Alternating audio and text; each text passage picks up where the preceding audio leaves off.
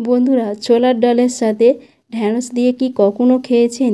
না বন্ধুরা, এটি ইউনিক একটা রেসিপি। চলুন আজকে ভিডিওটি দেখে নেওয়া যাক। বন্ধুরা, অবশ্যই ডালটা চেক করে নেবেন যে খুব সুন্দরভাবে ভিজে গেছে কি। তো আমি একটা হাত দিয়ে চেপে দেখিয়ে দিলাম, তো খুব সুন্দরভাবে ভিজে গেছে। এরপর আমি জলটা ঝরিয়ে নিলাম। তারপর যে কাজটি করব, এখানে আমি একটা মিক্সি জার নিয়েছি। মিক্সি জারের মধ্যে আমি পেস্ট করে নেব। আর বন্ধুরা, আমি সবটা নিচ্ছি না ডাল, এখানে 3 থেকে 4 চামচ আমি রেখে দেব, যেহেতু আমি তেলে ভেজে তৈরি করে দেখাবো। এরপর আমি পেস্ট করে নেব, তার জন্যে এখানে 2 থেকে 3 চামচ আমি জলটা দিচ্ছি, যেহেতু আমি পেস্ট করে নেব। তো যেহেতু আমার পেস্ট হয়ে গেছে, কতটা হয়েছে অবশ্যই দেখতে পাচ্ছেন। তো এখানে 3 থেকে 4 চামচ লাগবে। 3 থেকে 4 চামচ হলেই এখানে রেসিপিটা তৈরি হয়ে যাবে। এরপর ঢ্যাঁড়স আমি নিয়েছি, ঢ্যাঁড়সের কেটে নেব। তো ঢ্যাঁড়সগুলি নিয়েছি কচি দেখে। আপনারা ঢ্যাঁড়সটা বেশি কচি দেখে নেবেন, তাহলে কিন্তু খেতে ভীষণ ভালো লাগবে।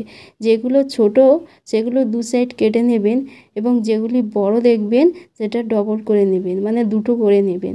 তাহলে দেরি না করে আজকের রেসিপি যদি ভালো লেগে থাকে অবশ্যই সাবস্ক্রাইব করবেন, পাশে থাকা বেল আইকনটি প্রেস করবেন, সবার সাথে শেয়ার করবেন, আর বন্ধুরা লাইক করতে ভুলবেন না। এরপর আমার সব ঢ্যাঁড়সগুলি কাটা হয়ে গেছে। এখনই আমি প্লেটের মধ্যে ঢেলে নিচ্ছি। আপনারা এই রেসিপিটা একবার ট্রাই করবেন, প্রত্যেকের বাড়িতে অ্যাভেলেবেল থাকে ঢ্যাঁড়স। এইভাবেই বানিয়ে দেখবেন। যারা ঢ্যাঁড়স পছন্দ করেন না তারা অবশ্যই এইভাবে রান্না করে দেওয়ার পর আপনাদের অবশ্যই বারবার বানাতে বলবে। তাহলে খুব ঝটপট আমি তৈরি করে নিচ্ছি, অবশ্যই রেসিপিটা দেখতে থাকুন। এরপর একটা গ্যাসে ফ্রাই প্যান বসিয়ে দিয়েছি। এর মধ্যে আমি 2 থেকে 3 চামচ তেল দিচ্ছি। আমি যেহেতু সাদা তেল দিয়ে বানাচ্ছি, আপনারা সর্ষের তেল দিয়ে বানাতেও পারেন। এরপর আমি ঢ্যাঁড়সটা প্রথমে দিয়ে দিচ্ছি। ঢ্যাঁড়সটা প্রথমে দিয়ে তৈরি করব। ঢ্যাঁড়সটা আমি প্রথমে ভেজে নেব। আপনারা সঙ্গে সঙ্গে কিন্তু লবণটা দিতে যাবেন না, তাহলে ঢ্যাঁড়সগুলি খুব তাড়াতাড়ি সেদ্ধ হয়ে যাবে এবং ঘেঁটে যাবে। তার জন্যে অবশ্যই তেলটা আগে ভালো করে ঢ্যাঁড়সের সঙ্গে মিশিয়ে নেবেন, তারপরে আপনারা লবণটা দেবেন। সঙ্গে সঙ্গে লবণটা দিতে বারণ করছি এই কারণে। তো আমি 1 চামচ লবণ দিলাম, দিয়ে ভালো করে মিশিয়ে নিতে হবে। আর ঢ্যাঁড়সটা আপনারা অবশ্যই ঢ্যাঁড়সটি আপনারা 60% ভেজে নেবেন।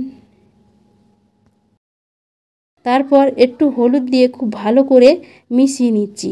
একটু ভালো করে হলুদ দিয়ে মিশিয়ে নেবেন, তাহলে কালারটা দেখতে খুব সুন্দর হবে এবং খেতে ভালো লাগবে। বন্ধুরা, এখনও পর্যন্ত যারা চ্যানেলটিকে সাবস্ক্রাইব করেননি বা লাইক করেননি অবশ্যই লাইক করে দেবেন। এইভাবে কথা বলতে বলতে আমি 2 মিনিটের মধ্যে আমি ভেজে নিয়েছি। খুব বেশি ভাজবেন না, আপনাদের দেখিয়ে দিচ্ছি কেমনভাবে ভেজে নিয়েছি। খুব একটা ভাজবেন না, এখানে আমি বলেছি 60% আপনারা ভেজে নেবেন। আর বেশি করে যদি আপনারা ভাজেন তাহলে কিন্তু ঘেঁটে যেতে পারে। এবার আমার সব ভেজে নেওয়া হয়ে গেছে, আপনাদের দেখিয়ে দিলাম। এরপর আমি যে কাজটি করছি, এখানে ফ্রাই প্যানের ওপর আমি যে 4 থেকে 5 চামচ আমি ডাল রেখেছিলাম, ডালটি আমি ভেজে নেব। আর এইভাবে রেসিপিটা তৈরি করবে, এত সুন্দর লাগবে খেতে। এরপর লবণ দিয়ে দিলাম, একটু লবণ দিলে এর ভেতরটা খুব সুন্দরভাবে সেদ্ধ হয়ে যাবে এবং খেতে দারুণ লাগবে। আপনারা এইভাবে ভেজে আপনারা মুড়ির সঙ্গেও খেতে পারেন। এরপর একটু হলুদ দিয়ে দিলাম, দিয়ে ভালো করে মিশিয়ে নিতে হবে। একটু ভালো করে মিশিয়ে ভেজে নেবেন। আর এখানে 1 মিনিট ভেজে নেবেন, খুব একটা বেশি ভাজতে হবে না, যেহেতু ডাল আগে থেকে ভেজানো ছিল। এবারে ভাজা হয়ে গেছে, আমি রেখে দেব তুলে। তারপর যে কাজটি করছি, ফ্রাই প্যানের মধ্যে 2 থেকে 3 চামচ ছিল তো তেলটা আর দেবো না, গোটা জিরে দিয়ে দিলাম 1 টিস্পুন। আর এখানে দিয়ে দেব জোয়ান। জোয়ানটা দেওয়ার কারণ হলো অনেকের গ্যাসের প্রবলেমের কারণে ভাজাভুজি খেতে চান না, তাহলে অবশ্যই এইভাবে তৈরি করবেন জোয়ান দিয়ে, তাহলে কিন্তু আর অসুবিধা হবে না। এরপর আমি একটা মাঝারি সাইজের পেঁয়াজ দেব। পেঁয়াজটা আমি দিয়ে একটু নেড়ে চেড়ে নেব। আর বন্ধুরা অবশ্যই খেয়াল রাখবেন পেঁয়াজটা যেন লালচে না হয়ে যায়, হালকা করে ভেজে নেবেন। এর মধ্যে দিয়ে দিচ্ছি 2টি লঙ্কা, কাঁচা লঙ্কা। আপনারা লঙ্কা কম বেশি ব্যবহার করবেন, এটা অপশনাল আপনাদের। একটু তেলের মধ্যে নেড়ে চেড়ে ভেজে নিলাম। এরপর আমি এর মধ্যে দিয়ে দেব আগে থেকে পেস্ট করা ছোলার ডাল। আর ছোলার ডাল দিয়ে এত সুন্দর রেসিপি তৈরি হয় বন্ধুরা, ঝটপট ঘরে তৈরি করে নিতে পারবেন যখন তখন। আমরা সহজভাবে একটা রেসিপি তৈরি করে দেখে নিতে পারেন। এর মধ্যে একটু কাশ্মীরের লঙ্কার গুঁড়ো দিয়ে দেব। অল্প করে কাশ্মীরের লঙ্কার গুঁড়ো দিয়ে দিলাম কালারের জন্য। তারপর হলুদ দিয়ে দিলাম। মিক্স করার আগে অবশ্যই আপনারা একটু গরম মশলার গুঁড়ো মিশিয়ে দেবেন, তাহলে খেতে কিন্তু দুর্দান্ত লাগবে। এর মধ্যে সামান্য পরিমাণে এলাচের গুঁড়ো দিয়ে দিলাম, দিয়ে ভালো করে ডালটাকে মিশিয়ে নেবেন। এরপর ভেজে রাখা ডালটি আমি দিয়ে দিচ্ছি। ডালটা দিয়ে এবার একটু নেড়ে নেবেন। তারপর পেস্ট করা জলটা দিয়ে দেব, দিয়ে ভালো করে মিশিয়ে নেব। একটু ভালো করে মিশিয়ে নেবেন। রেসিপি খুব দারুণ ইন্টারেস্টিং একটা রেসিপি, ঢ্যাঁড়স দিয়েই খুব সহজেই তৈরি করবেন এই রেসিপি।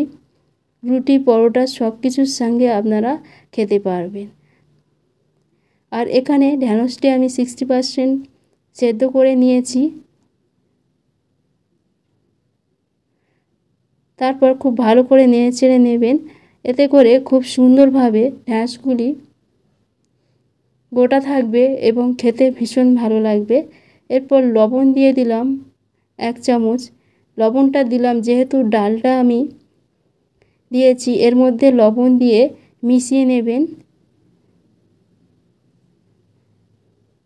এইভাবে মিশিয়ে নেবেন। যারা ঢ্যাঁড়স খেতে পছন্দ করেন না, একবার এইভাবে তৈরি করে দেখবেন, আশা করছি ভীষণ ভালো লাগবে। এরপর ধনেপাতা কুচি কিছুটা পরিমাণে দিয়ে নেড়ে চেড়ে আমি নামিয়ে নেব। গরম গরম প্লেটে সার্ভ করে নিয়েছি। আর আপনাদের দেখিয়ে দিচ্ছি ঢ্যাঁড়সটা কত সুন্দরভাবে সেদ্ধ হয়ে গেছে। আর অবশ্যই আপনারা বলছিলাম 60%-এর পরে আপনারা ঢ্যাঁড়সটা দেবেন, তাহলে খুব সুন্দরভাবে ঢ্যাঁড়সটা গোটা থাকবে। তাহলে আজকে ভিডিওটা আপনাদের কাছে কেমন লেগেছে অবশ্যই কমেন্ট করবেন। সবাই ভালো থাকবেন, সুস্থ থাকবেন। সবাইকে অসংখ্য ধন্যবাদ রইল।